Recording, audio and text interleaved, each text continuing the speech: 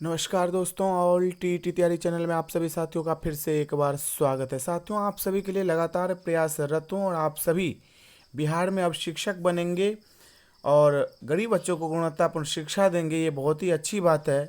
और इसी बीच आप सभी की काउंसलिंग की प्रक्रिया ज़ोर शोर से चल रही है और साथ में ट्रेनिंग भी। सेवा में सभी जिला शिक्षा पदाधिकारी और सभी प्राचार्य को यह पत्र जो है वो भेजा गया है। विषय: बिहार लोक सेवा आयोग द्वारा आयोजित विद्यालय अध्यापक नियुक्ति परीक्षा में वैसे सफल अभ्यर्थी जो पूर्व में शिक्षक थे विरमित करने के संबंध में। ये बहुत ही महत्वपूर्ण है क्योंकि यहाँ पर हमारे साथी जो है वो संशय में है। उपर्युक्त विषय के संबंध में कहना है कि बिहार लोक सेवा आयोग द्वारा आयोजित विद्यालय अध्यापक नियुक्ति परीक्षा में वैसे सफल अभ्यर्थी जो पूर्व से शिक्षक के पद पर कार्यरत थे, दुर्गा पूजा के अवकाश के उपरांत विद्यालय खुलने की तिथि से अपने मूल विद्यालय में योगदान करने हेतु संबंधित प्रशिक्षण संस्थान के प्राचार्य दिनांक 18/10/2023 से वैसे नवनियुक्त अध्यापक जो पूर्व से नियोजित शिक्षक हैं उनको ही आज अपराह्न से विरमित करना सुनिश्चित करेंगे। तो उनको वहां से विरमित करके अपने मूल विद्यालय में भेज दिया गया है। तो इसका मतलब ये नहीं है कि वो अपने विद्यालय में ही रहेंगे, क्योंकि यहाँ पर हम सभी को एक दुविधा थी कि ऐसे विरमित किया जा रहा है, इसका मतलब उनको अपने मूल विद्यालय में ही रखा जाएगा। लेकिन ये अभी तक स्पष्ट नहीं हुआ है, क्योंकि आप सभी जानते हैं कि जो 6 से 8 में हमारे साथी बहाल हुए थे, 9, 10 और 11, 12 में जा रहे हैं, या 1 to 5 में जो साथी हमारे बहाल हुए थे वे 9, 10 और 11, 12 में जा रहे हैं, तो स्वाभाविक है दूसरे विद्यालय में ही जाएंगे। लेकिन पहले से जो कार्यरत 9, 10 में शिक्षक हैं या 11, 12 में हैं, वे अपने विद्यालय में ही रहेंगे, अपने ही पद पर रहेंगे या किसी अन्य विद्यालय में जाएंगे, ये तो समय बताएगा। जब नियुक्ति पत्र मिलेगा उसमें विद्यालय का नाम होगा तब पता चलेगा। लेकिन वैसे देखा जाए तो जो पहले से कार्यरत शिक्षक हैं, खास करके 9, 10 में और 11, 12 में, यदि अपने ही पद पे रह जाते हैं तो बिहार के तमाम शिक्षक अभ्यर्थियों को फायदा होगा, क्योंकि उनकी सीट जो है वो बची रहेगी। और यहाँ पर जो भी साथी हमारे अभी जो कट ऑफ जारी किया गया है उससे कम नंबर ला रहे हैं, उन सभी का हो जाएगा। और इसके लिए लगातार बिहार के तमाम शिक्षक अभ्यर्थी जो है वो एक तरह से देखा जाए तो प्रयासरत हैं। तो इस प्रकार से यहाँ पर आदेश दिया गया था और यहीं से एक और आदेश दिया गया है जो कि बहुत ही महत्वपूर्ण है, क्योंकि उससे क्या होगा, आपका नियुक्ति पत्र बनाया जाएगा, आपका डिटेल मांगा गया है, वो भी लेटर में आप सभी के बीच में रखता हूँ और उसका जो कुछ महत्वपूर्ण बिंदु है उस पर भी मैं चर्चा आप सभी के बीच में करना चाहूँगा। इसमें कुछ महत्वपूर्ण जानकारी जो है वो मांगा गया है ट्रेनिंग सेंटर से, जो कि आप सभी का उसमें नाम होगा, रोल नंबर होगा, रजिस्ट्रेशन नंबर होगा, विद्यालय अध्यापक जिस वर्ग के लिए आप चयनित हुए हैं, अपूर्व से पदस्थापित विद्यालय एवं प्रखंड एवं जिला का नाम भी मांगा गया है। तो ऐसे नवनियुक्त चयनित विद्यालय अध्यापक से निम्नांकित प्रपत्र में सूचना प्राप्त करके उन्हें पूर्व के विद्यालय में योगदान करने हेतु विरमित कर दिया जाए। पहले तो आपको उन्होंने कहा है कि भैया जिस विद्यालय में आप थे आप उस विद्यालय में चले जाइए, क्योंकि आप शिक्षक हैं, नियोजित शिक्षक हैं, पहले से ही शिक्षक हैं। फिर आपका पूरा डिटेल भी मांगा गया है, नाम मांगा गया है, रोल नंबर मांगा गया है, रजिस्ट्रेशन नंबर मांगा गया है, जिस विद्यालय में पहले आप कार्य कर रहे थे उस विद्यालय का नाम मांगा गया है, जिसमें आप शिक्षक बनने जा रहे हैं उसका नाम मांगा गया है, प्रखंड का नाम मांगा गया है।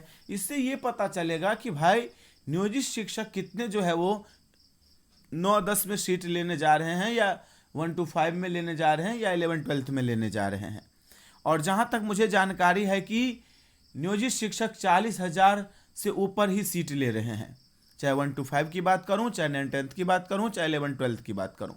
तो आप ही बताइए कि 1,20,000 में से यदि 40,000 नियोजित शिक्षक ही सीट लेकर के चले गए तो फिर यहाँ जो फ्रेश अभ्यर्थी है जो इतने दिनों से संघर्ष कर रहे थे उनको अब क्या मिला।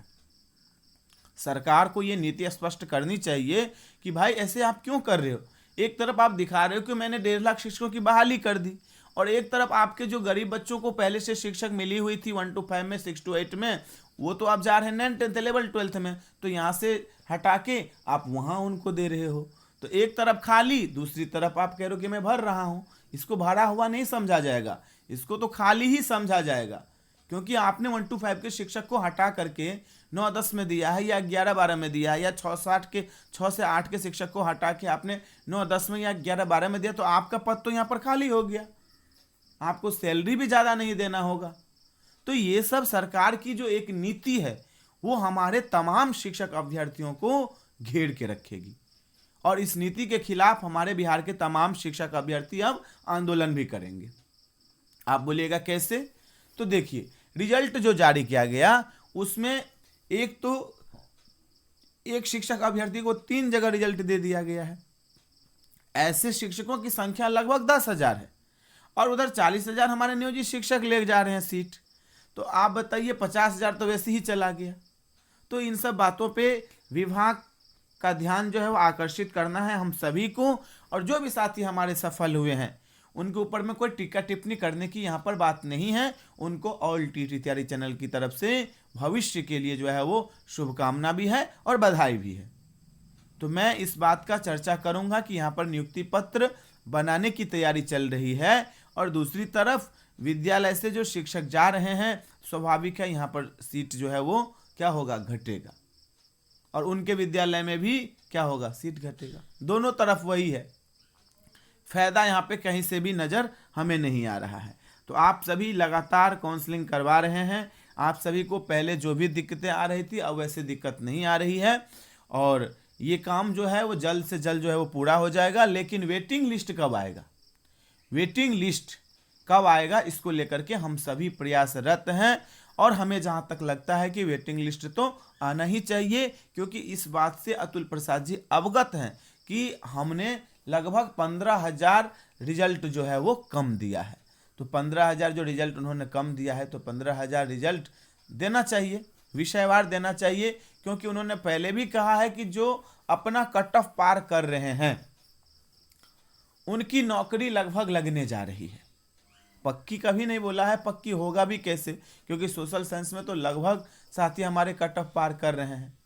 लैंग्वेज की बात उन्होंने किया था, तो लैंग्वेज में हिंदी और इंग्लिश वैसे ठीक ठाक है, उसमें भी कई साथी का नहीं हुआ है, और 2 जगह 3 जगह रिजल्ट आने से कई साथी हमारे 11-12 में गए हैं। एक ही जगह ज्वाइन करेंगे तो यहाँ पर 9-10 में खाली करेंगे, तो यहाँ उनका हो जाएगा, हिंदी हो या इंग्लिश हो, उर्दू हो, जो भी हो। संस्कृत में जो है इस बार सबसे ज़्यादा कटअप गया, सबसे ज़्यादा कटअप, यानी कि यूआर का रहा आपका 68 से नीचे वाले जो भी यूआर का कैंडिडेट था उसका नहीं हुआ। और यदि मैं ईडब्ल्यूएस की बात करूं तो 63 से कम जिसका भी नंबर था उनका नहीं हुआ। तो संस्कृत में 11-12 में जो साथी हमारे चयनित हुए हैं और जो 9-10 में चयनित हुए हैं, इसमें से लगभग 150 से ज़्यादा संख्या जो है वो दोनों रिजल्ट में है।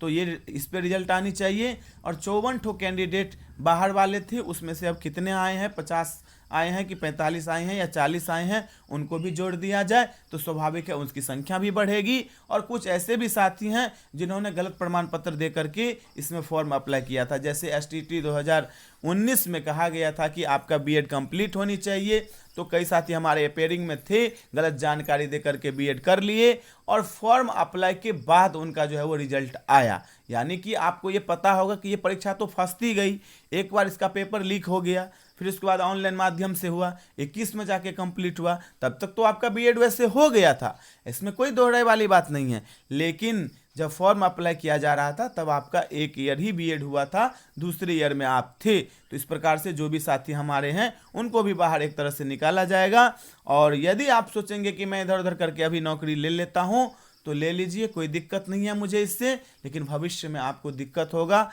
मेरे को कोई दिक्कत नहीं होगा। और आप जानते हैं ये शिक्षा विभाग है, ये सभी को जो है वो फंसा के रखती है हर समय। तो आप बने रहिए ऑल टीटी तैयारी चैनल के साथ, आपके लिए लगातार प्रयासरत हूँ। पल पल के अपडेट आपने देखा होगा कि मैं दे रहा था और देता रहूँगा। अभी हमारे साथी काउंसलिंग में लगे हुए हैं, ज़्यादा जानकारी की वैसे कोई आवश्यकता नहीं है आपको, क्योंकि काउंसलिंग करवा रहे हैं।